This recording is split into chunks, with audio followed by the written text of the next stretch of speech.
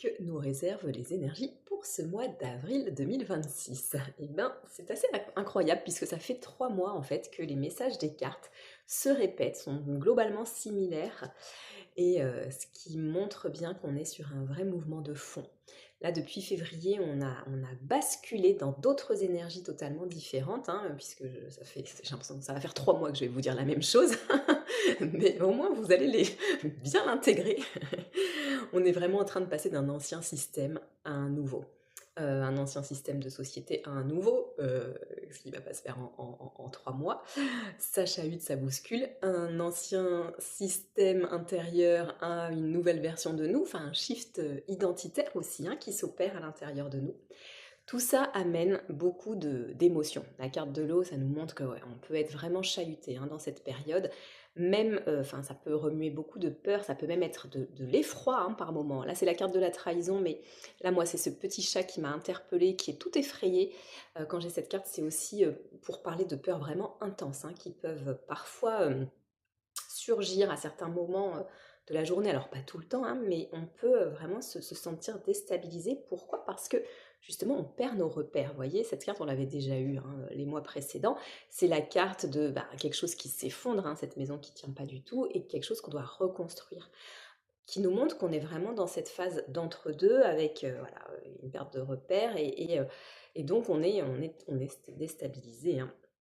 Ce tirage, oui parce qu'en fait on va vers quelque chose de nouveau. On est en train d'écrire une nouvelle page de notre histoire, hein. La page la carte de l'horoscope de la nativité, elle parle, voilà, d'une nouvelle page pour l'histoire de notre société, de l'humanité, mais aussi pour notre propre histoire au niveau individuel, hein. Ce tirage de cartes, il se lit aussi bien au niveau individuel, enfin moi je trouve qu'il résonne autant au niveau individuel que collectif. Hein, voilà, vraiment. Voilà, donc on est dans cet entre-deux en fait, avec une ancienne version de nous qui n'est plus là, mais qui aime bien se rappeler quand même un petit peu à nous, une nouvelle version de nous qui est plus ou moins déjà là, mais pas totalement pleinement installée. Et donc parfois on fait un peu le grand écart, d'où ces vagues émotionnelles. Et j'ai une petite anecdote à vous raconter pour illustrer un peu ça, mais ce matin, j'ai participé à un speed meeting d'entrepreneurs. On était entre 80 et 100 entrepreneurs. On avait 1 minute pour se présenter. Et quand j'ai vu passer le mail, mais j'ai senti l'élan d'avoir vraiment envie d'aller à ce speed meeting d'entrepreneurs. Et je me suis pas reconnue. Enfin, je me suis dit, mais pourquoi j'ai envie d'y aller? Enfin, rappelle-toi, Guillemette, que ça te stresse, ce genre de réunion. Et en fait, c'est comme s'il y avait, voilà, mon ancienne version de moi qui me disait: «Non mais Guillemette, rappelle-toi, c'est hyper stressant». Et puis il y avait une part de moi qui était là: «Bah, en fait, j'ai vraiment envie d'y aller». «Oui, mais pourquoi tu as envie d'y aller? En plus, franchement, numérologue, c'est pas enfin, tu sûr que tu as ta place dans ce speed meeting?» Et puis l'autre version qui était là: «Mais en fait, je me pose plus ces questions, enfin, j'ai envie d'y aller, donc j'y vais». Enfin, c'était très bizarre. Et en fait, c'était déstabilisant parce que je stressais pas autant que ce que j'aurais dû, entre guillemets, stresser. Enfin, je sais pas, voilà, j'avais envie de vous le raconter parce que je trouvais que cet exemple était très parlant de ces deux versions-là qui coexistent à l'intérieur de nous et que parfois on peut ne pas reconnaître nos réactions et parfois on peut s'accrocher aussi à des peurs qui étaient présentes jusqu'à présent, enfin, voilà, qui étaient présentes, parce que c'est ce qu'on connaît dans les phases de transition. Bah oui, on a toujours besoin de se raccrocher à quelque chose et donc ces pensées limitantes, ces peurs, et cetera, ça fait, voilà, ça nous rassure même si ça nous sert pas du tout. Mais voilà, l'enjeu de cette période, c'est de se rappeler qu'elles sont derrière nous et qu'on a déjà fait tout un job l'année dernière de dépouillement, hein, et on n'est plus la même ou le même, mais on n'est pas encore pleinement installé dans cette nouvelle version de nous. Donc voilà, c'est un peu déstabilisant. L'enjeu, hein, globalement, enfin, si je reprends l'enjeu de cette période de bascule énergétique, je vous en ai déjà parlé, mais c'est quoi? C'est vraiment d'écrire une nouvelle page de notre histoire collective, d'aller vers une société beaucoup plus respectueuse globalement du vivant, de l'humain, etc. Ça, c'est voilà, au niveau collectif, mais au niveau individuel, cette bascule énergétique, elle nous pousse à aller vers des projets qui font beaucoup plus sens pour nous, elle nous pousse à aller vers la contribution qu'on a envie d'apporter dans notre entourage, dans le monde, etc.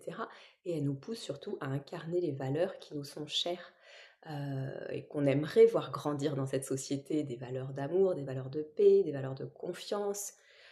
entre autres, hein. Enfin, après, à chacun enfin, voilà, rajouter les valeurs qui sont les vôtres. Mais c'est compliqué, c'est très compliqué en ce moment d'incarner ces valeurs quand on voit tout ce qui se passe dans le monde. Enfin voilà, cette année, elle nous chahute beaucoup, quoi. Et elle nous renvoie tout le temps, en fait, à notre centre. Et pour moi, c'est vraiment ça aussi, l'année 1 universelle dans laquelle on se trouve, c'est revenir au centre et revenir à soi, donc revenir au un, à son unité, pour ne pas se laisser éparpillé par les peurs, par les infos dans les médias, etc. En tout cas, pour ne pas voilà, disperser trop notre énergie à l'extérieur, parce que notre énergie, on en a besoin euh, pour aussi déjà pouvoir avancer sans être déstabilisé, pour pouvoir allumer notre lumière et pour pouvoir aussi aider les autres à allumer leur lumière, parce que plus on est nombreux à allumer notre lumière, eh bien, plus le monde peut aussi basculer dans des nouvelles valeurs. D'un point de vue numérologique, le mois d'avril, c'est un mois 5. Donc le 5, il va nous aider à... Enfin, il fait bouger les choses. Donc il peut effectivement faire bouger des choses qui étaient peut-être un petit peu coincées. Il nous aide à opérer certains changements et des changements durables, puisqu'on est en année universelle 1. Hein, donc tout ce qu'on installe en 1, en général, c'est à vocation à durer. C'est le 5 qui vient nous aider donc à casser des routines, à casser parfois ouais, voilà, parce que le 5 il déteste la routine, il aime bien sortir des sentiers battus, aller explorer des nouvelles voies. C'est aussi le 5 qui vient nous parler de fluidité dans les échanges, dans la communication. Euh, voilà, donc globalement, un mois aussi qui vient nous parler de mouvement, donc de déplacement, hein, ça va être les vacances, donc voilà, c'est assez propice. Et ce 5 du coup, qui nous parle de se déplacer, de voyager, de sortir des sentiers battus, d'expérimenter des nouvelles choses, c'est vraiment un mois très propice pour les escapades de Guillemette. Voilà, la transition, il reste encore quelques places, donc voilà, si ça vous intéresse, c'est vraiment l'idée de partir pendant 2 jours en nature pour se ressourcer, se retrouver et voir aussi quel est l'élan qui pousse à l'intérieur de nous pour ce nouveau cycle. Voilà, se reconnecter à soi, se reconnecter à son élan, ses envies, porté par un groupe de femmes dans le Perche, une magnifique maison du 17 au 19 avril. Voilà, j'en dis pas plus, mais il y a toutes les infos dans ma bio. Je vous souhaite un excellent mois d'avril. N'abusez pas sur les chocolats de Pâques, mais faites-vous plaisir quand même. Et à bientôt!